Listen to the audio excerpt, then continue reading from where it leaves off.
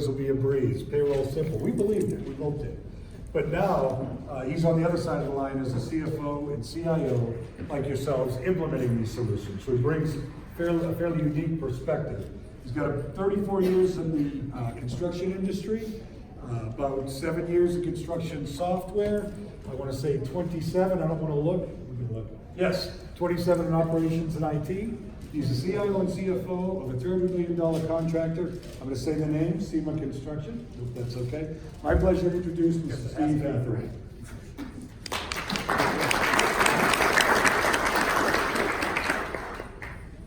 And Frank, you kind of already know, everybody here typically tends to know Frank. It's always been the history because Frank has been in the industry for 35 years, 1 year more than me. Thank you, Frank, at least you a little bit. We shouldn't say 50. Comes from Sacramento, California. Used to own a Timberline dealership way back in the day. With 553 clients, I believe, up and down the West Coast.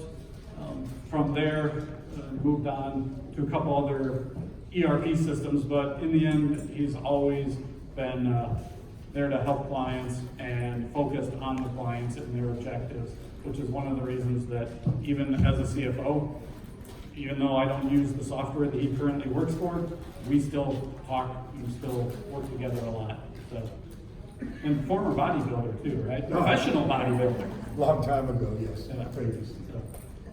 So thank you. And by the way, for those of you that do know me, don't me, the picture's kind of given it away. The beard actually had some strategy behind this. If we tanked this presentation for whatever reason, my plan was just to go back to the room, shave it off, and then you would know it was me. And fine, incognito, but there I am. So, talking about ERP software, how many people have an ERP system installed today? I expect almost every hand to go up.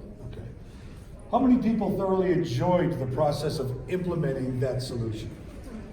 Anyone? I knew I'd have one.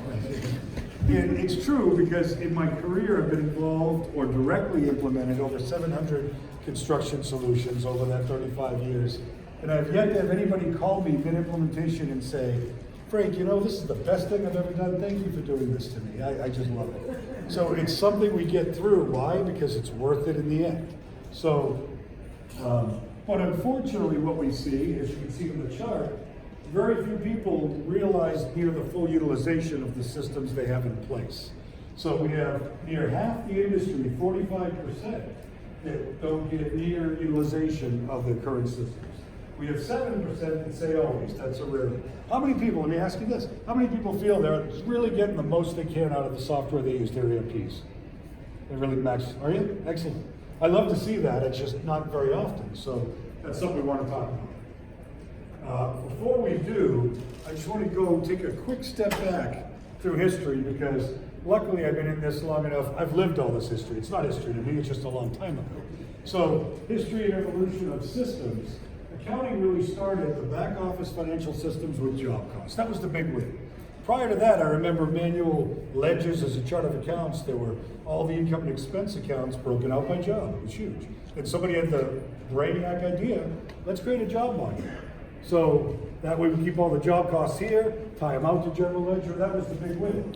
And we continued to evolve. We had solutions for other areas of the company, project management, the field. But they typically grew as disconnected, separate, siloed systems. So another question, that's why I didn't do polls, we'd be polling all day. How many people have systems that don't talk to each other? Okay. So this is where I'm excited to see that because these are opportunities to make improvements. So that's something I want to talk about. And then the field, I got something special for you guys. In the field, we started with the first early tablets. First early tablets. And when I used to work at a trade show, ConExpo, I'd get bored. I would take this and just toss it in the air and watch it bounce along the concrete, you know. One time, I probably shouldn't tell these stories, but one time I tossed it way up and I'm watching it fly. And after it left my hands, no more control. Come around the corner, I see a mom with her little infant baby in the stroller come out like this. And you know how you're doing that geometry in your head, you see in the line, stroller, and they just missed. And boy, I changed my trajectory completely. But the thing with these, it was the first attempt, first try, a step into getting data from the field and getting it electronically. The problem with these devices were really threefold. One, you hit the power button, you'd go get a coffee, go make breakfast, come back, it would finally start to warm up. Two, it was just slow all around. And three, you'd see guys in trucks with towels over their head because it's so dim, so just a light. But it was a start. This, who would replace their iPads with this today? Anybody? Yeah, I know the answer to that one. But just for kicks, I'm happy to just toss it around if you want to, see the bricks that we used to use in our industry. But if you drop the iPad, it doesn't work. And we've evolved all the way. I mean, there's a lot on these slides. Honestly, we take a topic and spend all day. But what's real exciting to me, how many people are in the world of BIM, Building Information Modeling? And I'll just say this and then we'll move on. But today, we still look at our job costs in a 2D mode, on paper, on our screens. I believe in the near-term future, because we have seen it, we've played with it, where you either walk into a model virtually with your HoloLens, or you have it on the screen, and all the costs and all the project docs are now living in the model. Does that make sense, Steve? Do you agree? So, yeah, so, eventually I think you'll pull up the model, and that's where you'll see your open RFIs, change orders, some contracts, purchase orders, really cool stuff. And I love that I've lived long enough to see us go from a dot matrix printer to this. Floppies. Anybody remember these? Yeah. I thought you would all say, oh, my parents. Yeah, that would have hurt a little. But this was the backup system. I don't know if you guys remember, but I still have it. oh, Steve still I has keep it in my pocket because I take it off site, Frank. Yes, that's a perfect segue. You guys remember? I mean, we used to have people that would draw the short straw on a Friday, and they would have to take the floppies home because that was the off-site backup. So, we've come quite a ways. Although CMR apparently has a backup on a backup, and it's floppy. We got the old 5 1/4s too, basically. That's so great. I remember my MPC. You know how many of those it would take to just save this presentation? Probably 1,000. Okay. So, as systems evolve, this was a picture of an ERP system in the earlier days. You had your general ledger, your sub-ledgers, payroll, receivables, job costs. Again, primarily living behind in that accounting department back there, where executives and managers would say, I need a job report, I need a labor report, I need a productivity report. Print, you'd look at it, and that was it, move on. The big win back then was that's when we had the ability in these systems to start trying to simply manage budgets. Nothing importing or working with estimating yet, just enter budgets so I can line them up against my costs and do some rudimentary forecasting. This is all basic stuff, but that's how it would kind of evolve. Did I miss anything, you think?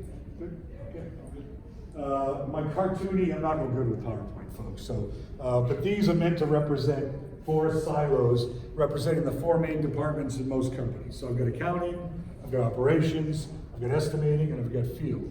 And even to this day, we saw a show of hands earlier, even to this day, these are separate, disparate silos of information. We want to break down those walls and have single point of entry, single point of approval, immediate feedback and real-time reporting. But this is how we all, it was better.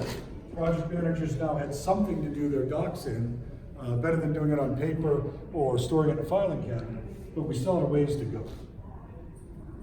So, how do we start a process of improvement to begin to maximize the current systems? Number one, how do you engage a team in the process? So here, we all think about systems and software and functionality. What we need to be mindful of is our people, right? Our team. Do they have the bandwidth to take extra work? Are they willing and able to accept the change? So how you manage the people goes part and parcel with how you manage a process. And so for my side, I always like to try and break it down into manageable small chunks. We'll get into this a bit, but a small win. You take something, you improve it, people see the improvement, they didn't die trying, they have a win, they get a little more motivated to try and do the next piece that you're going to improve. Does that make sense? Any questions on that? Brittany, are the phones lighting up yet with no?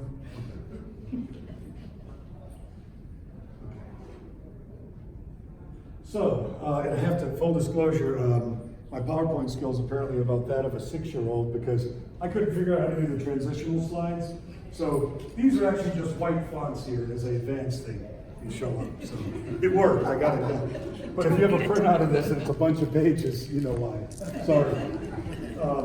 And this by no means is a representation of all areas that we can improve. What I put up here is the areas that I hear quite a bit, and I think Steve, you would probably agree, you've heard as we've met with clients in your former life, billing outside the system. How many people are billing in a separate Excel maybe and keying the invoice into their accounting systems? Anybody still do that? Okay, all right. Not everybody wants to admit it, Frank. Not everybody wants to admit Hey, it. brave on you for doing it. This is true. I mean, you're not alone. I see it quite often. These are the highlighted ones I see the most. AP invoice and approvals. With technology today, there's really no reason to take a piece of paper, FedEx it to a job site, or an invoice, you go put it in the project manager's inbox. But I see that, more than I expect to. So how can we improve and automate not only the invoice capture, but the routing and approval process to a project manager, have a hierarchy on that. There's a lot of cool stuff we can do, actually. Don't get me talking AP. I'll never stop. Job setup process. A lot of times people have their estimating system. Anybody know what the #1 estimating system in the world, or at least in the country, is today? Excellent. Bill, I told you earlier, you're not supposed to get, no, I'm just kidding. He's right. Anybody have another answer to that? Or disagree? What did he say? Microsoft Excel. What's that? Lotus. Oh. Maybe. Going through a pro. I love it, because I know what you're saying, but most people go, what are they talking about? Yes.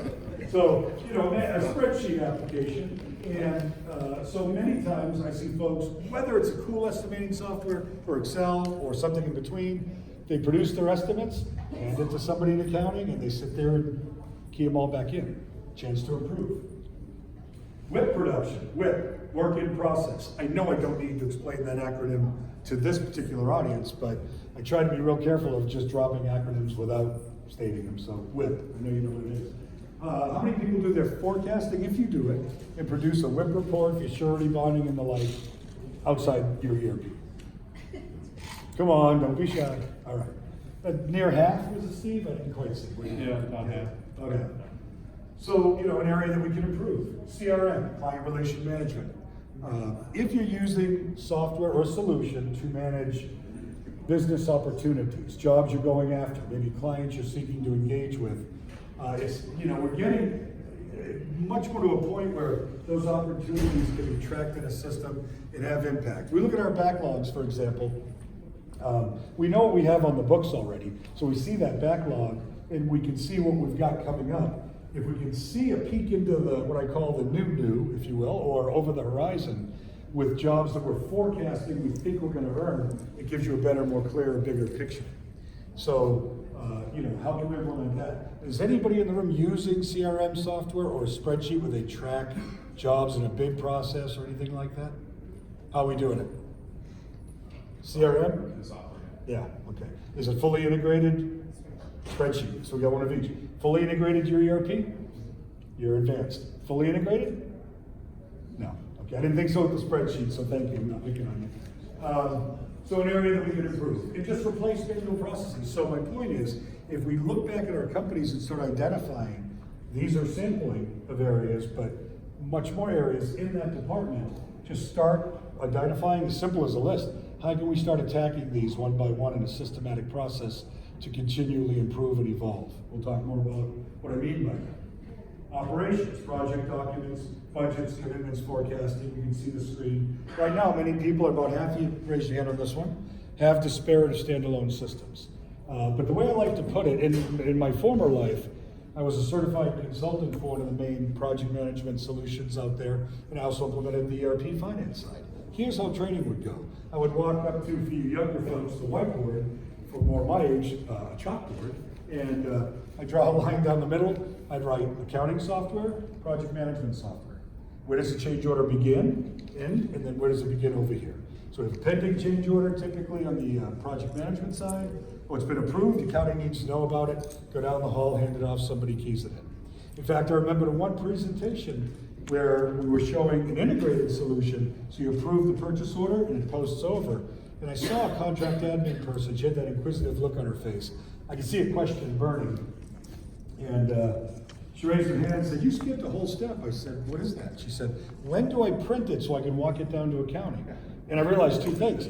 She was so ingrained in that process, she couldn't think that that could be skipped or improved, you know? So it was educational for me to know the mindset of some of the folks out there. So an area to improve. The other thing I always say is, even though they're separate operations from finance, they're not so separate. If I have this circle as ops, and this circle is accounting, there's that magic area in the middle where there's some overlap, right? I mean, commitments need to be tracked in both, budgets need to be tracked in both, change orders in both. Forecasting starts here and should make it to accounting. It's not really so separate. There's a big area of commonality. Estimating, heavy reliance on spreadsheets. I don't think spreadsheets are necessarily bad. I think if we don't continue to evolve how we use them and integrate them, we're not maximizing our investment in not just the software, but the time to set them up. Code's inconsistent with finance and budget. This is the biggest one I've run into, where we're gonna try and integrate or import, let's say. Steve will talk a bit more about technology and imports, but trying to import an estimate, and the codes don't line up. There's no commonality between the set. Does everybody know what I'm talking about when I say that? How they did the estimates, not at all what gonna cost it.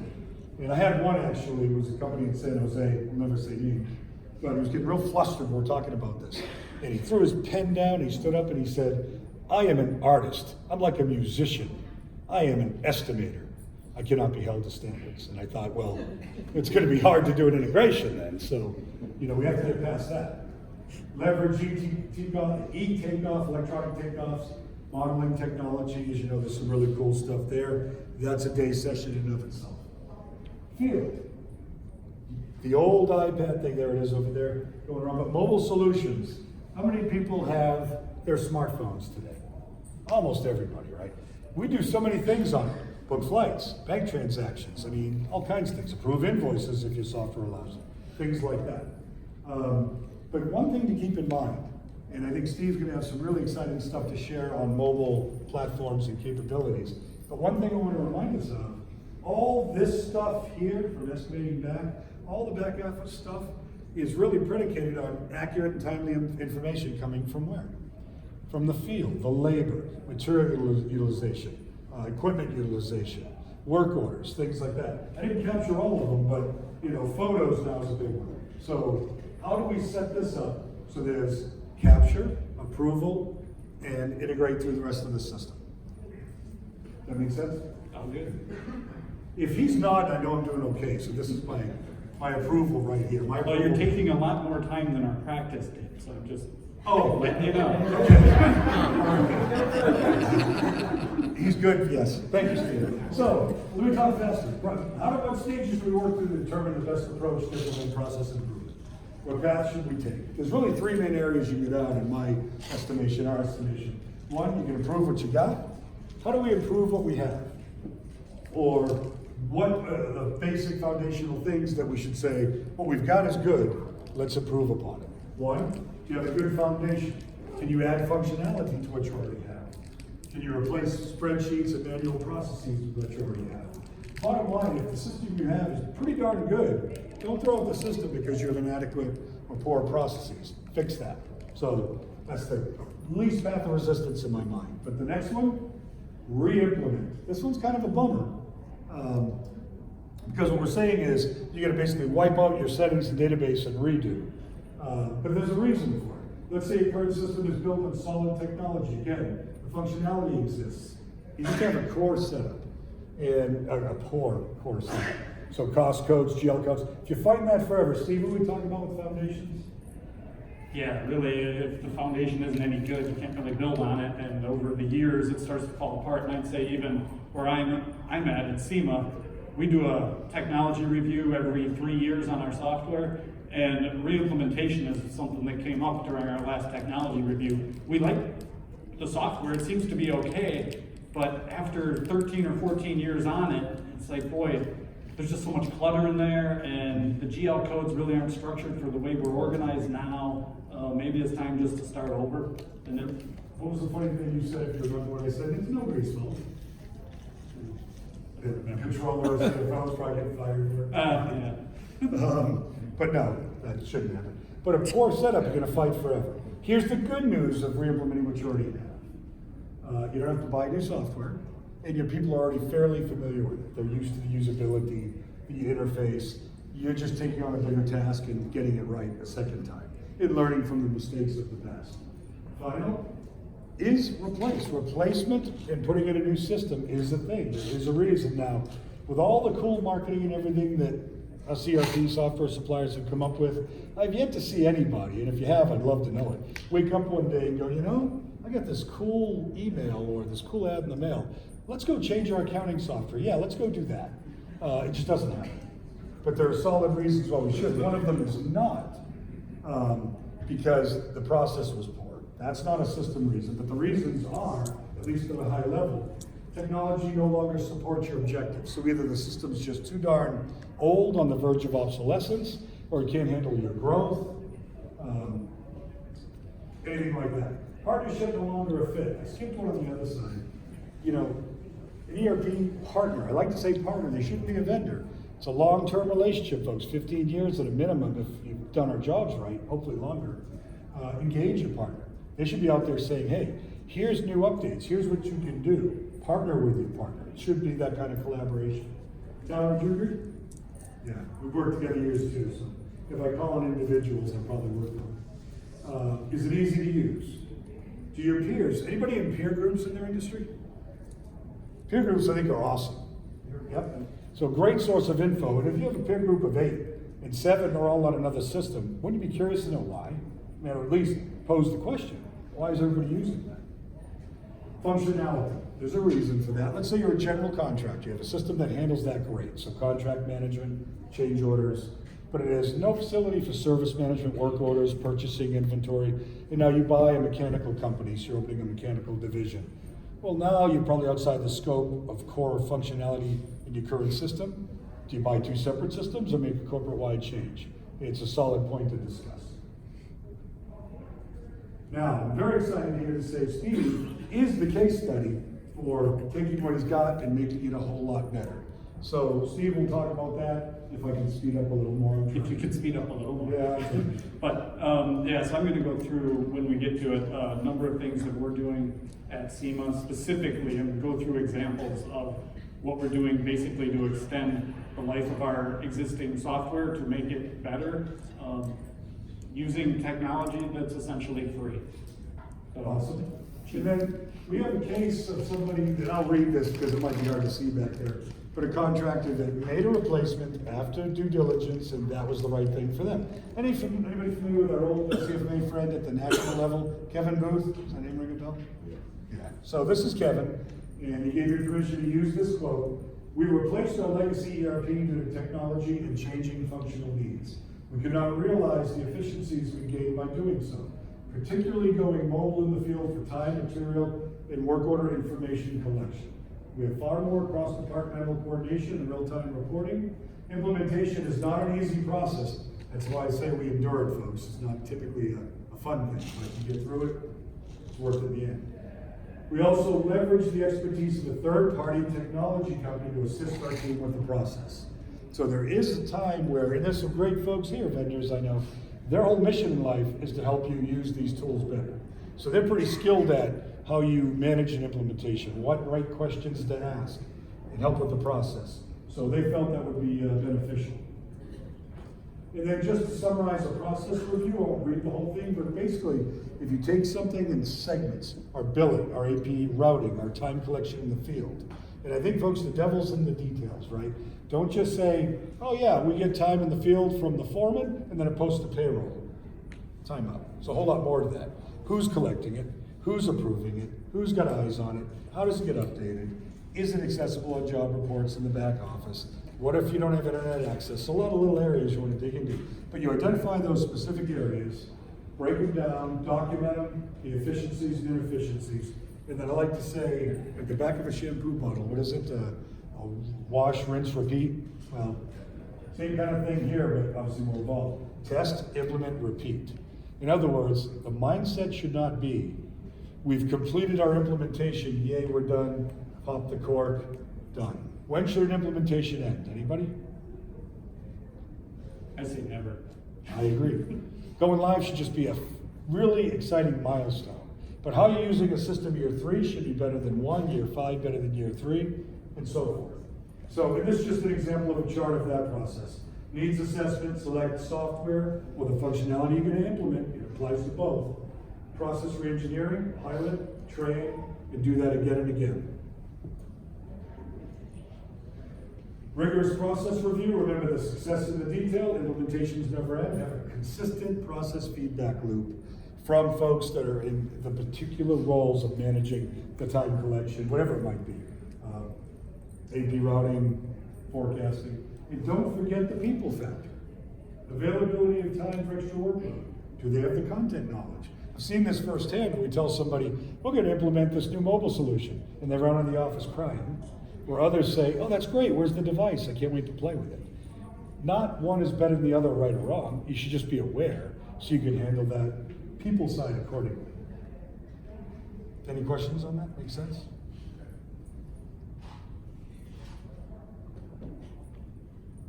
And finally, I get to do this. Thank you, Frank. Thank you.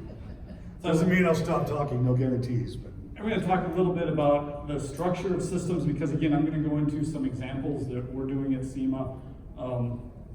The examples that I'm going through work better with certain systems over others. It's really based on how the data is structured in your back-end systems. But the key being what we're going to go through works with everything, and that was my goal when we started putting this presentation together, is to find software that probably all of you use, and we will talk about that and how to make it better.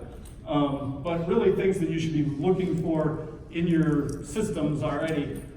Import-export to third party, the whole import-export concept with a CSV file, that came out in 1976. Really? And it still seems to be used by the majority of people that call that integration. It is not. It's been replaced by APIs and web services in the early 2000s, but even that faded away. APIs being application programming interface, which allowed one system to actually communicate with another system, and share data between them, both inside your network and outside. So if you could share information with your bank or something like that, which we actually were successful in getting our bank to move to that after I refused to send them any more CSV files.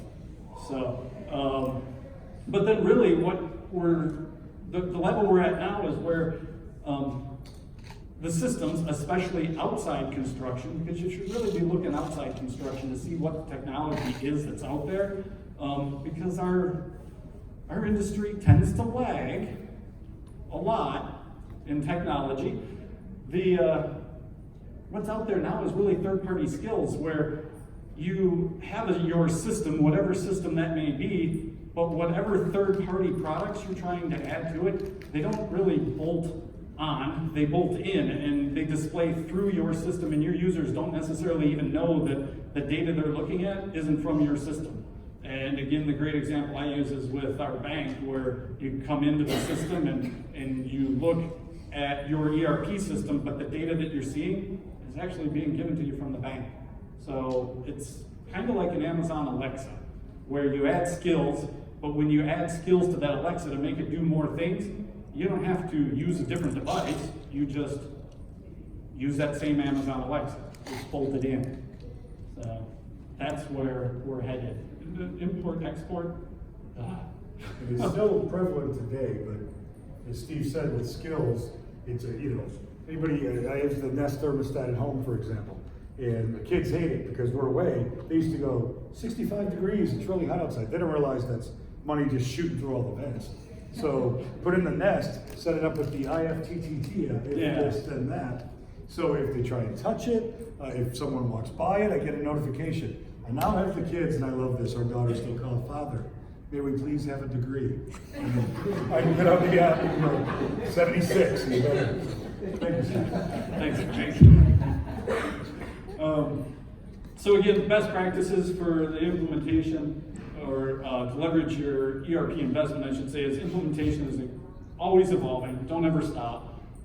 Review your system every 3 years, and that's something we do. We have a formal process every 3 years where we review not just our ERP system, but all our systems. So it's a kind of an ongoing thing. It's not like every third year we go through all our systems. It's in year 1 we do these systems, in year 2 we do these systems, in year 3 we do these systems, and then we start over.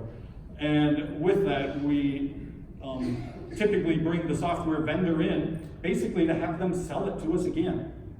And we've found some software vendors that have given us a hard time on that, because really there's nothing in it for them. If it works out well, we're just gonna stay doing what we're doing. And the ones that gave us a hard time, we don't use their software anymore, because it's about the culture and communication there too. I agree with that one. As a supplier, we should be a partner. Echoes what I said earlier. And another reason why I was glad to have Steve do this in visiting his office, besides I've known him, we're friends, how he manages this is really, I think, sets the bar. So hopefully you're all getting some takeaways. Thanks. Engage with third-party firms, because a lot of time consultants, they see the industry, they know the industry, they're out there working with different people every day, they bring a lot of value to that too. So we will, not on every third-year cycle, but on some, and selectively bring in third-party, and then again, review, document, test, deploy, as Frank was mentioning earlier. Let's see, go. So, as we were getting set for this, as I said before, I was trying to find a software that we all use. So how many use Microsoft Office? I'm assuming I'm gonna see just about everybody, and there's always somebody out there who raises their hand with Google. But Or Lotus. We don't know. or Lotus, yeah, we got the Lotus or Quattro Pro, we got that too. But how many of you are on Office 365? That's the key. Okay. Because what we learned, and even back at CFMA in Colorado where I'm from, I started talking to, just after one of our breakfast meetings, talking to people about what we're doing with Office 365, and the next thing you know, we had this big crowd around us as we're discussing this. And I'm thinking, do people not know all the functionality that's in there that you get with Office 365? And it became a perfect opportunity to bring it here, because again, I'm not selecting any one ERP vendor. Everything we're going to talk about here is stuff that works with all ERP vendors. So we'll start that off, and hopefully you find it beneficial. First of all, historically, Excel, Word, PowerPoint, and Outlook have been what people defined as Office. But there's so much more in Office 365. You have forms. And all this is probably stuff, I don't know for sure, but probably stuff you already own, that you don't even have to pay more for. Power Apps, you can develop your own apps. And we're going to talk a little bit about that, but I would say we started developing apps at SEMA in Power Apps in February of this year. And last week, we had a project manager come in who's in his mid-30s. He started developing apps for his job using Power Apps, just for his job to solve a problem in terms of concrete pours. And he's not technical, he's just a project manager. So we'll talk about that. Power BI to do data analytics, which there's been some other sessions on data analytics. We'll go through some of the things that we've done with Power BI.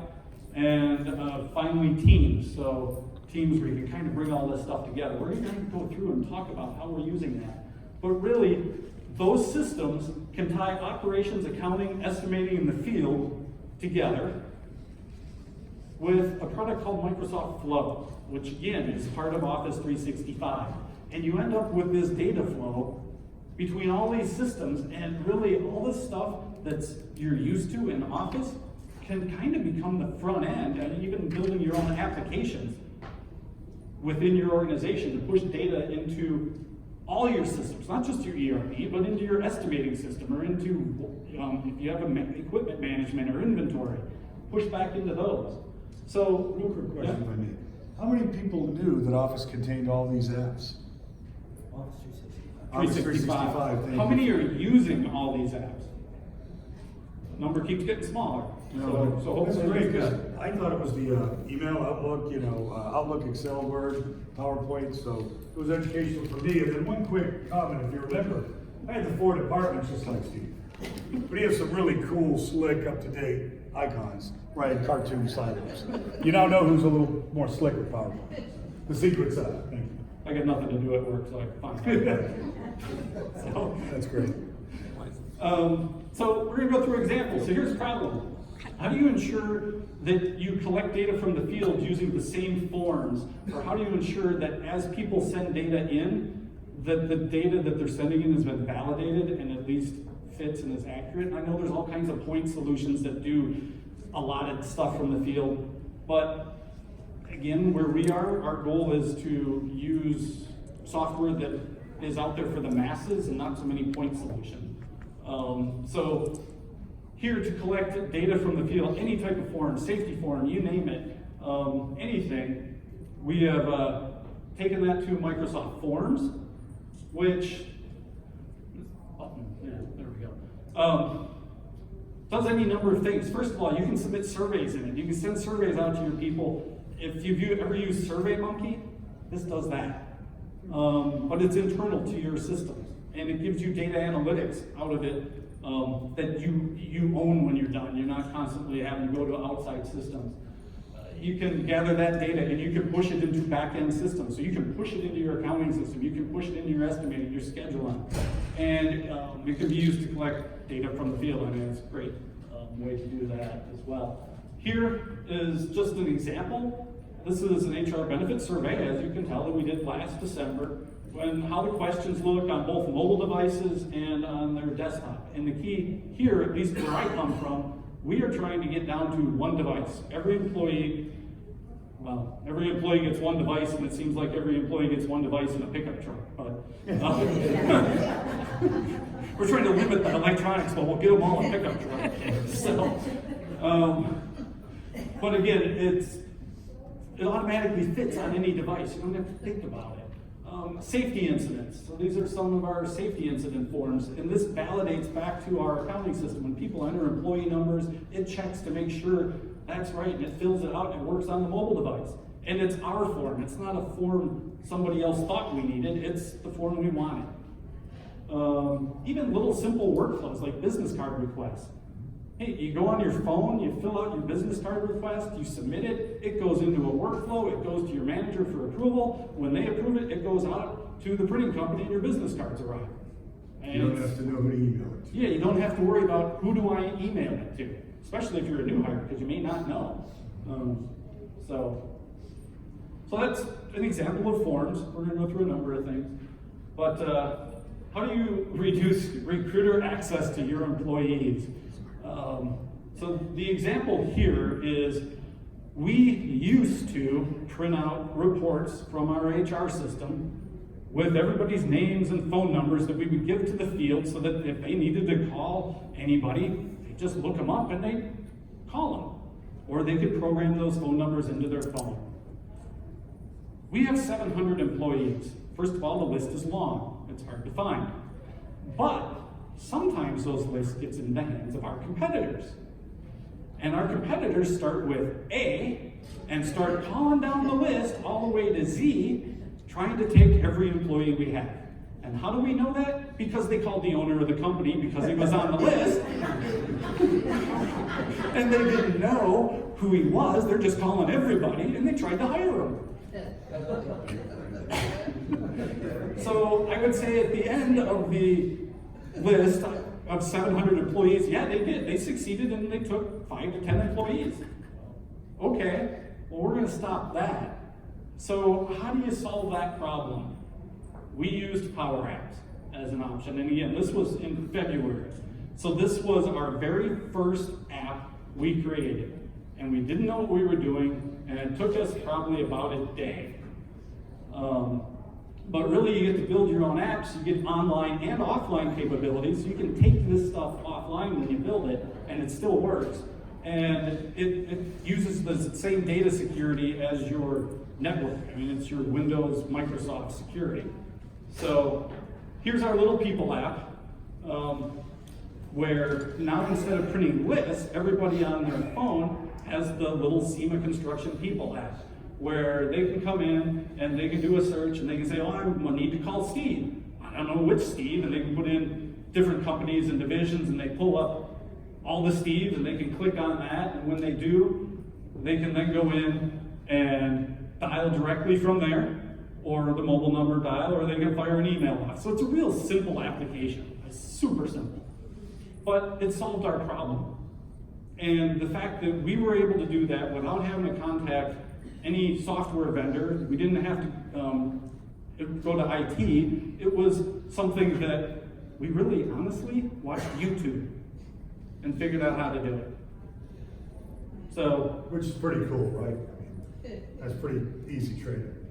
so I will say since then, we have gone further into there, and now we have about 10 apps that we've built since February. Everything from safety forms to equipment damage checklists. We're a heavy highway contractors, so we have a lot of big yellow iron and equipment damage. And now we actually do have a guy who's dedicated to just building these because we determined, wow, this is great, we're just gonna keep building.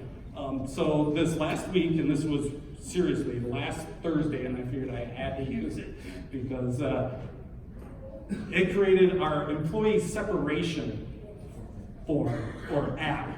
So whenever anybody out in the field needs to terminate an employee, they go into the app, they fill out the information, and the data goes where it needs to go. It goes into a workflow and goes. I will say that I had no input in the icon they used in the middle.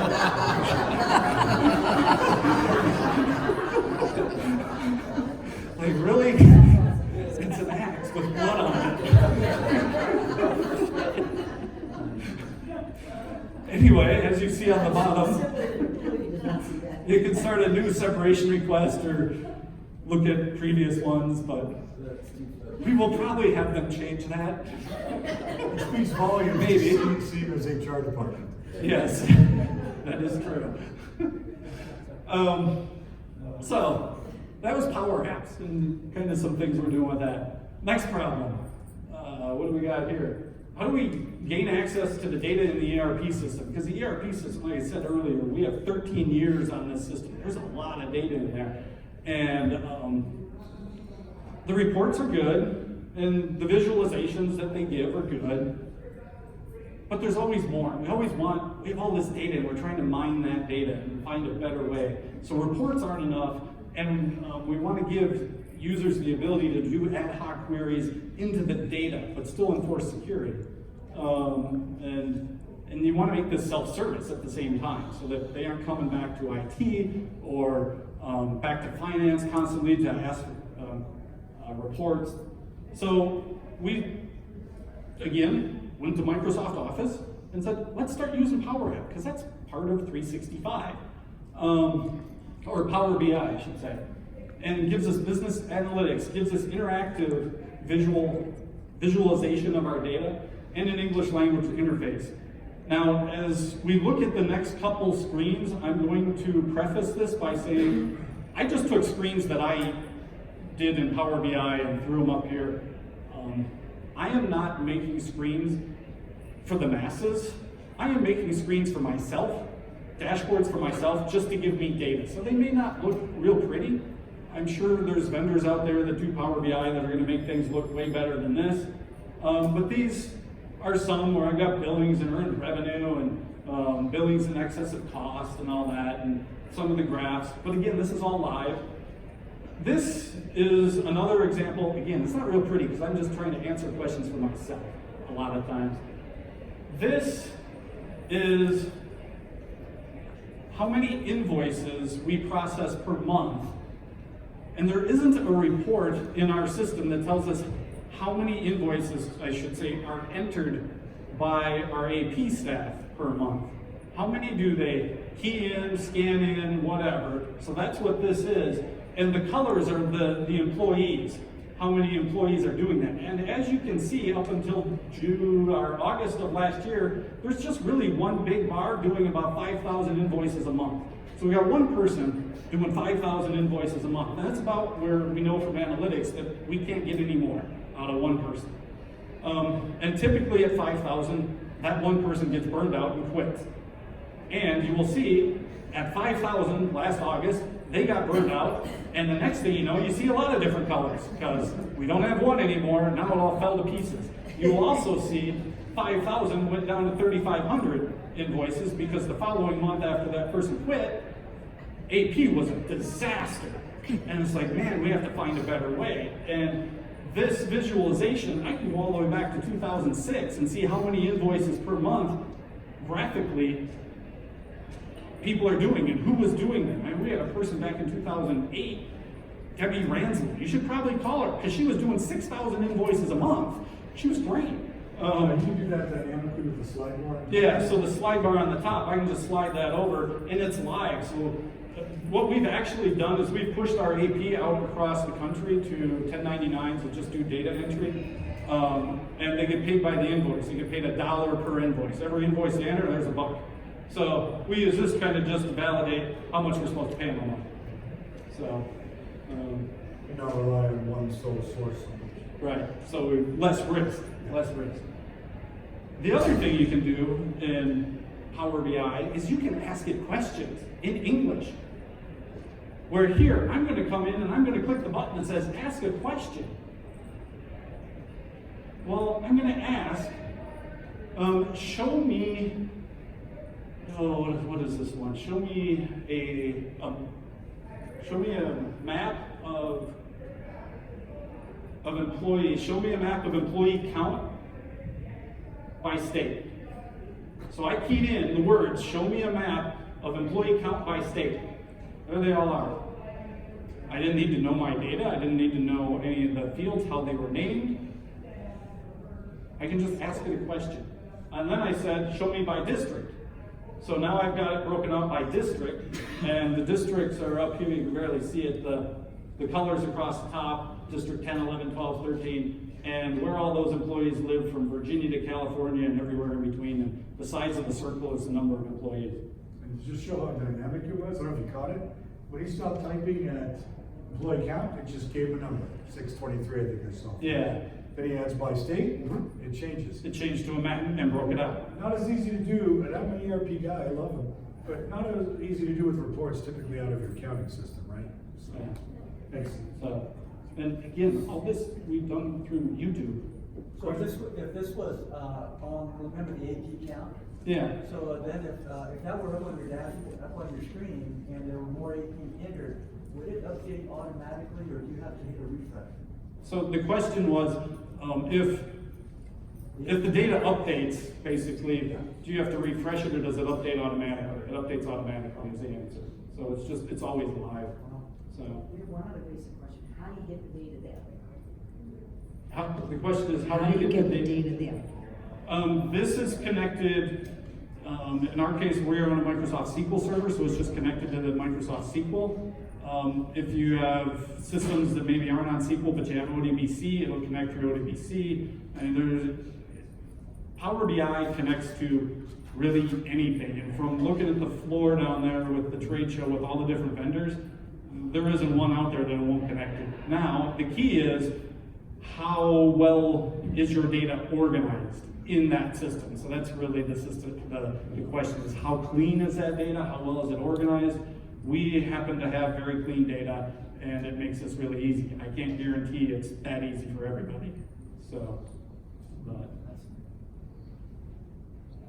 but now I can give this to a vice president who doesn't need to know IT, and they can ask questions. So, how do I set up my company with standard workflows? How do I take data from one system, pass it to another? How do I notify people across the enterprise about data events? When does data change and somebody needs to know about it? And for there, we've gone, again, Microsoft Office 365 into Flow, where Flow allows you to create workflows, automate tasks, and does not require developers. Again, you just went into YouTube and learned how to use it. And this looks complicated. It's a busy slide, but basically it's meant to show that, hey, you've got Microsoft Flow. I mean, here I'm using Google accounts, Google folders. I've got Microsoft applications on this side, OneDrive. You can tie it into your ERP systems, your estimating systems, and Box, or really anything, and make it do kind of anything. And I'm going to say, just because this is the way I am, and I'm sorry, and my wife gets annoyed sometimes, and this is the perfect example. I took Microsoft Flow and tied it into a project we had in Denver on 39th Avenue in Denver, where This is the part that annoys my wife. If we get a change order on 39th Avenue, it will turn on my living room lights. I don't know. Because he can, folks. Because I can. Sitting around, the lights come on. Oh, we got a change order. That's better than my thermostat. But you can. I mean, that's the power behind it. I was just doing it because, partly because it confuses my wife, but partly because it's fun. You know what I wonder with Flow? He set it up where he bills the client and it just flows in and flows the payment back. Bring the money right back. So, so this screen is a little busy, I will say that. And if you haven't used Microsoft Flow, it probably is like, wow, this is a lot going on. But once you start using it, it kind of breaks it out. Because basically I'm saying get a response from a form, and that's a workflow from the top. And then the middle says wait for an approval. The next thing is perform a task based on a condition. So if yes, go over here. If no, go over there. And then do these things where here it's if yes, send an email and create a file and send it to a PDF and go store it in my drive. Or if no, well then send an email back. Okay. But the advantage to this is that it's not a workflow within our ERP system, it's a workflow for our enterprise. So we have one workflow engine for estimating, for scheduling, for the ERP, for all our different systems. We now have one workflow engine. We're in the process of moving things out of our individual systems up to an enterprise level. Steve, you mind, because I know it's a good story. What did you use this for? What was the purpose of this one? What was this one? This is the email without BCC? No, this was, I forgot what this one I was. thought it was you wanted to email people individually without it. No, that's coming, Frank. So this is an email, as Frank was saying. Yeah. this is- I wanted to send an email to every employee in the company, but I wanted it to be a personal email from me to them, not a blind carbon copy with all their names in it, or not an email to District 10 or District 11 where everybody's name is visible. I wanted it to come from me to them individually. And we have 700 employees. I'm not sending 700 emails. So I went into Flow and I said, start the process. So there's a start. Locate a spreadsheet full of names. So I have a spreadsheet with 700 names in it. And send an individual email where the email text is here. That's basically doing a mail merge from that spreadsheet. But it's sending 700 individual emails from my account with my signature at the bottom to them. And when I'm done with this, I actually have 700 emails in my sent items in Outlook.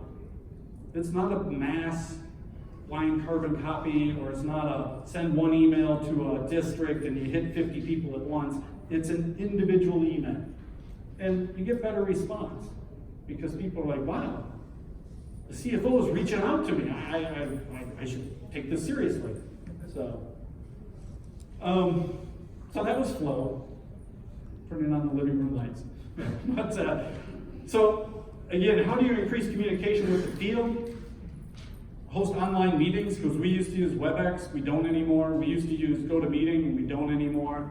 How do you share files? We used to use Box or something like that. We don't anymore. How do you text, make calls, share screens from one application? And that's all really Microsoft Teams. And I would say the specific one there, make calls, share screens. It replaces your phone system. So Teams gives you everything we were just looking at with Power BI, Power Apps, all of that. You can roll that up into one product to the end user with file sharing, collaboration, and web meetings. We replaced our phone system. Gone. Microsoft Teams, we save $2,000 a month on our phone bill by going to Teams. So, and the calls still come in the same way to the receptionist, and they answer it, and they transfer, and it's still there. And then you also have mobile apps for the whole thing, so all of everything we've gone through now appears on your phone too. So, as you see, there's my desk. There's no phone. No, there's no stop. Goes back to I don't really do anything. I work with the lights. So, but if you're really careful, if you look really close, you'll see that that is actually the PowerPoint on my screen that we're assembling for this. So, that is this PowerPoint. So, I mean, that's what the phone system looks like in Teams. So, again, you've got your chat, your Teams, your meetings, your calls, your files, the phone system, the fact that, I mean, there's all your contacts, the ability to do web meetings out of here, it's all in one with Power Apps, with everything all in one spot. So really, if this is all you're using in Office, and you want to make your current ERP system better without spending any money or any really significant amount of money, you get all this other stuff and build all those integrations basically by watching YouTube. Yeah, is anybody using Teams? That seems to be a more popular one. So I started using Teams and I love it. And to Steve's point, we started building this PowerPoint. I would show him my 3-year-old slides. He'd write back, we need to make this better, but it was all through Teams. I got a guest login to see my Teams, so that's how we collaborated on it. And it was a really good tool, so I'm using it much more now. So, again, as you're going through your software, as you just saw from all the stuff we're doing, there's a lot you can do to augment your software. And really, I'd say, at least where we are, we're focusing on the data input. And if that data input is easy and effective, we're good. And if the data structure is clear and defined and easy to pull things back out of, we're good with that piece of software. We don't really care what that software does on the output anymore. That's gone away because all our output is moving away from the application. It's through these other products. So really the first 2 items are important in the output. Once you get through those first 2 items, the input workflow and the data structure, if you can get through that, the output could be anything you need. I'd say again, when I look down at the floor in the hall, it's like, man, everybody in here you can do this with. So, first of all, don't be afraid to use new technology because your competition's already on it. And Frank, Put a rigorous process review with constant feedback in place. You know, it sounds, there's really no rocket science. It's a matter of having the discipline to just sit down and really do it and seek help if you feel you need it, either your ERP or third party. Most people use only about 20% of what their software is capable of. I think we've all seen some of the cool things Steve's brought to SEMA. But I had asked Steve, what do you think you're using in terms of utilization? And it wasn't even more than 50%, was it? no, I'd say before we started using all this stuff in Office, we were probably using about 25%. And right now, we're probably about maybe 35% of what our software is capable of. So and we put a lot of effort into it. And I learned this from Steve. I mean, I believe in this, but I think it's really good, maybe 3 years to have that rigorous process. I like what he said. Have your vendor come in and resell you again. You know, make them do their jobs. They got your business. They should continue to want to earn it and partner with you. That's one of the ways to ask them to do just that.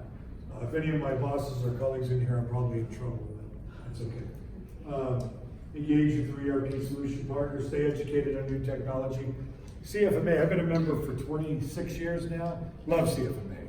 There's other venues, but this is a pretty darn good one to get some education around the IT technology. How many CCIFPs do we have? But what is it now, like 5% of that exam is just IT knowledge, I believe? I don't know the exact. I think it's 3. Yeah, I think it's 3. But you know, you're starting to see that come on more, so take advantage of those resources. And look outside the construction industry. Steve, you can talk about, you had actually brought that one to mind. I thought. Yeah, again, the construction industry is, what I've always heard is that it's not the last in terms of technology. In terms of all the different verticals, it's not last, it's second to last, only to hunting as a vertical industry. That hunting is less technical than this, but even that is changing, I think. Maybe Oh, yeah. Some of those latest moves that AI, right? Yeah. So look outside the industry, because you look at healthcare, you look at legal, banking, all the things that are happening out there. and bring that technology back in, because a lot of it can be used in our space. To be It's just- creative. Yeah, So Steve, while we're closing up, that's our last slide. I think so. Can you scroll back to your PowerPoint photo while I'm talking? So, one thing I forgot to mention in the beginning, I wanted to. I was supposed to speak here last year, had a sudden death in the family last minute, so I couldn't come. So I called my good friend and colleague, Mr. Hathaway, and said, can you open a plane, get out to CFMA and present in my place? Would I love with Steve? He said, sure, I'd love to. Then later I get a text, hey, what are you talking about? Do you have any material? So I just love it, but he stepped up at a time I needed it. Unfortunately, I was only able to bring about 60% of Steve from last year. That's Steve last year. This is Steve this year. Just as quality, but there's a little less of him to love. So but it's my way of applauding him. It's good to be with us. Sorry to interrupt, but we are evacuating. It's not super emergency, but I was everyone is wondering if we needed to evacuating. pay attention to those Perfect alarms. timing. I thought Steve